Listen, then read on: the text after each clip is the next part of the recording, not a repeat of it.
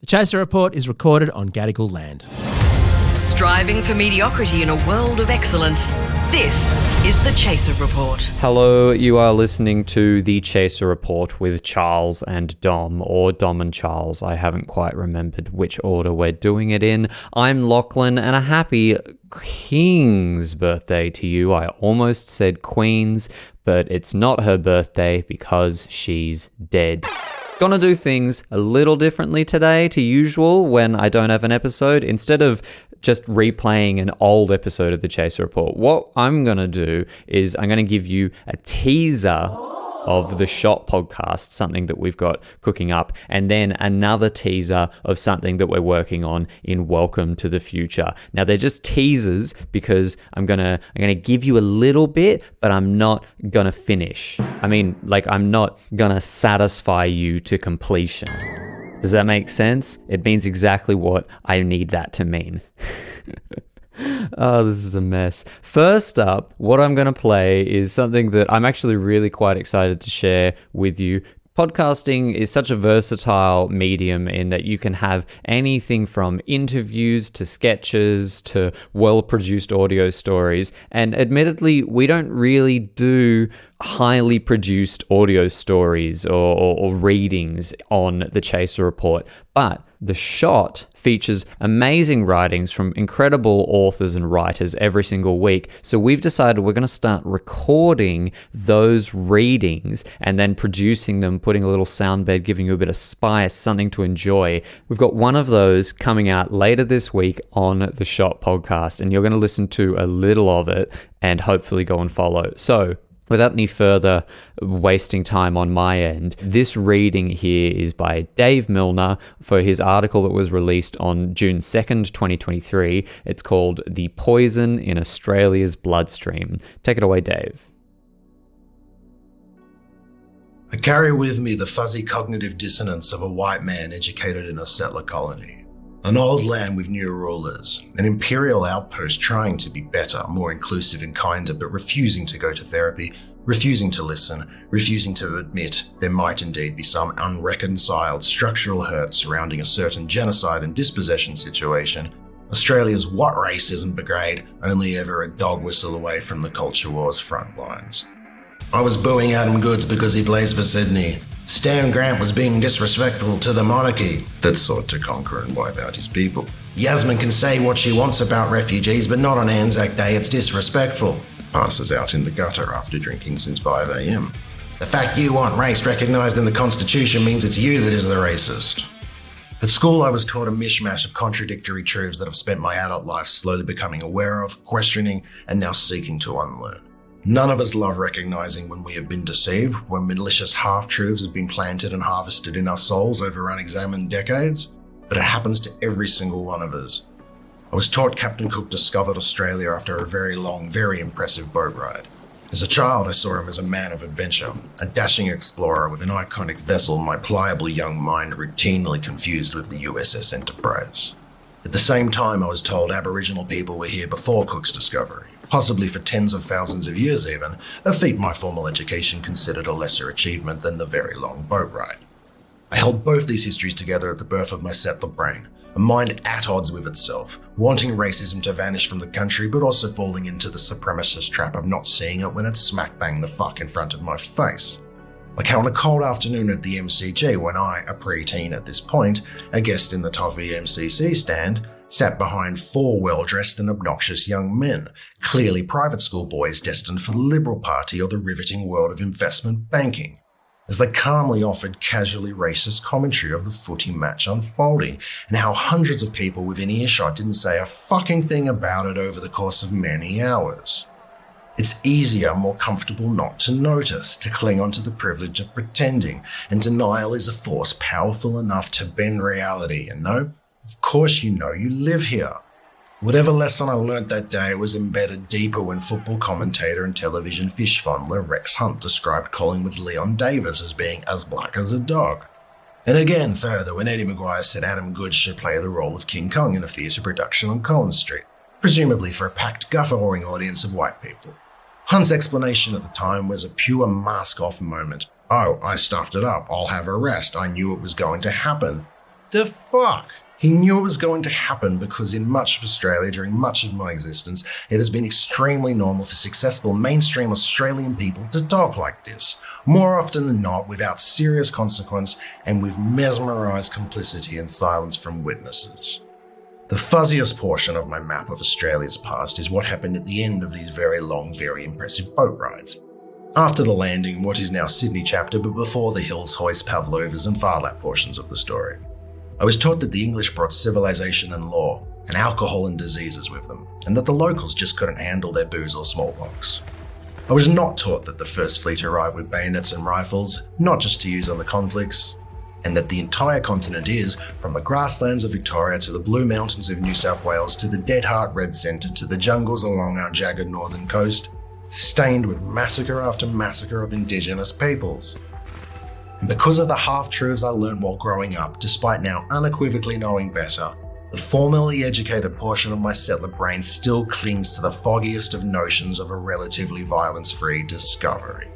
As good as colonisation can get, the fair dinkum Australian version of dispossession, mateship and stuff.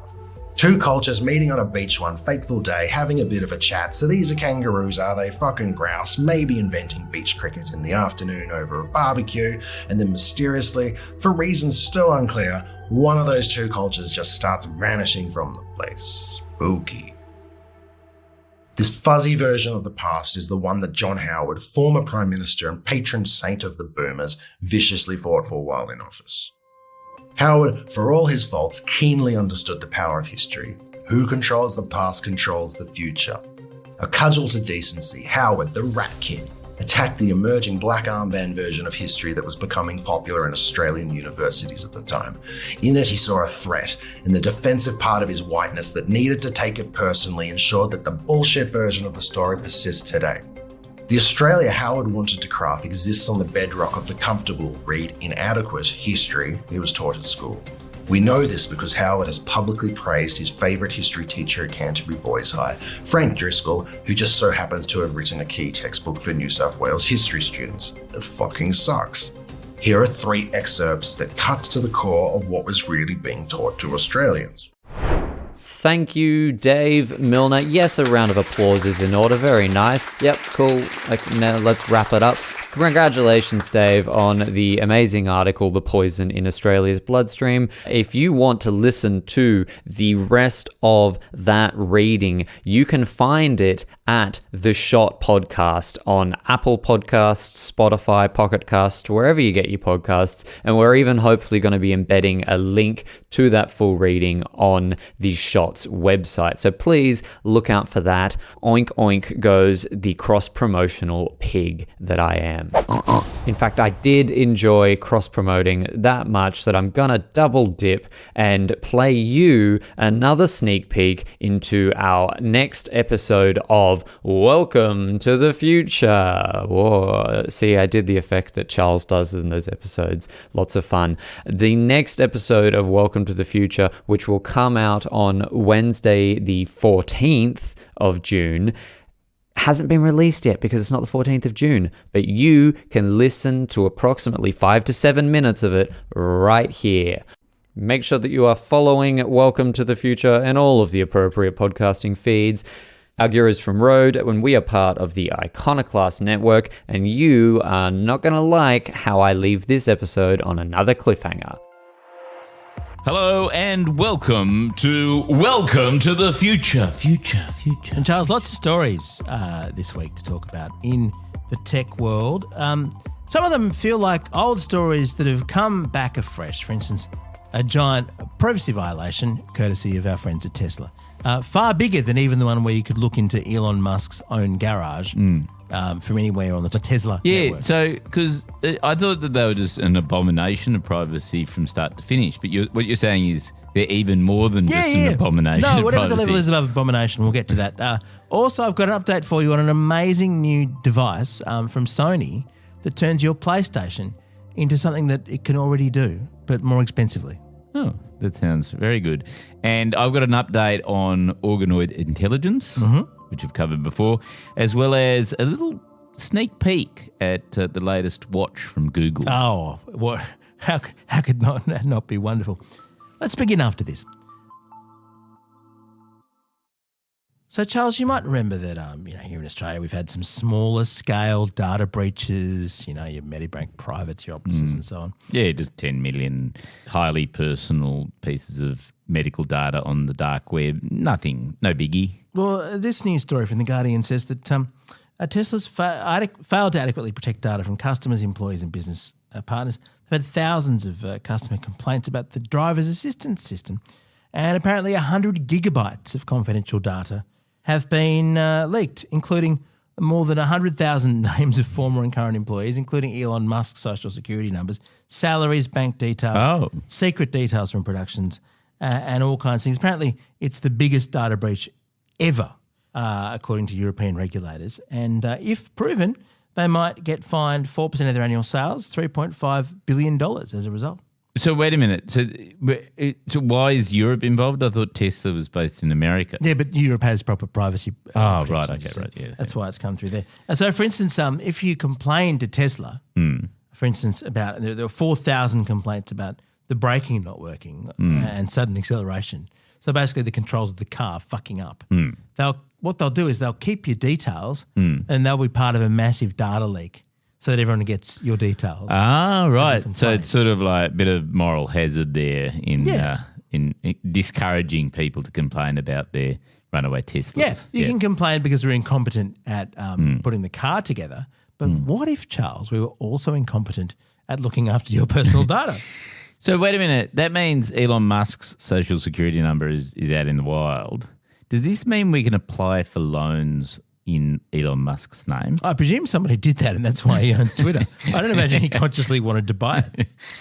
Right, okay. And I must say, Charles, you and I think there was a point a few years ago where you and I genuinely both, if we'd had the spare cash, if it hadn't been tied up in podcasting, we would have liked to have bought a Tesla. Like they were, I test drove one and I was blown away. I thought it was incredibly cool. That's true, yeah. And that's not something that you would think anymore. It's not something you would even vaguely consider. Yeah. Like it's not even the massive incompetence with the privacy and all this. I just don't trust a car run by Elon Musk to not fuck up. You can't even run Twitter without fucking it up. I don't want to drive my family in an Elon Musk quality assured product. But it's also a bit like buying a VW in 1939 or something, isn't it? Yes.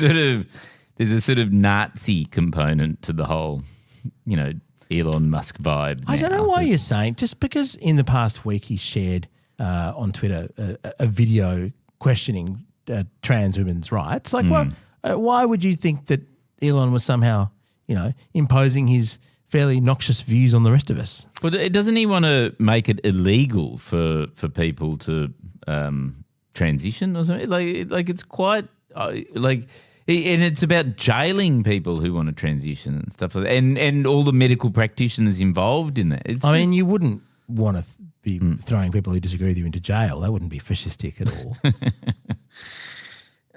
Anyway, point is though, Dom, just getting back to the data privacy, I think this is a real breakthrough that now if you buy an appliance like a car or a fridge, you've got to also worry about the privacy implications of that. You can't just, like, when I bought my Mazda, 15 years ago, there was no universe in which you go, I've bought a Mazda, now I've got to be worried about that it'll keep tracking me and then, my car will be able to see into my garage and then it'll get leaked to the dark web everywhere I've been. Now that's just de rigueur. Yeah, because your car didn't connect to the fucking internet, which at one point seemed exciting. Yeah. I remember when this all started, it seemed as though what an amazing world we're living with connected fridges and connected cars. Everything will just be part of this amazing, they called it the Internet of Things, Charles. Yes. And now it's the Internet of massive privacy violations and cyber surveillance. Yes. So somebody should write a book about that. It could be called Surveillance Capitalism. They could. Yeah. They could. Yeah. The great thing is, though, that Elon Musk is at least caught up in it. The thing that would have been most galling is if Elon himself had somehow been quarantined. Like in much the same way that most of us on Twitter have to write something that's popular and have everyone share it for it to be viewed. Whereas if you're Elon, you just buy Twitter and get your engineers to just redo the codes that everyone sees every one of his fucking stupid meme tweets about Dogecoin. Yeah, I muted Elon Musk the day he took over. Can you do that? Yes, I did. Yes. It totally works. I have a Elon Musk free Twitter experience. I didn't know that was possible. Yeah, It does mean you're on the list, though. probably. Yeah. Yes, I probably. You'll be in jail alongside everyone involved in giving, trans people their rights.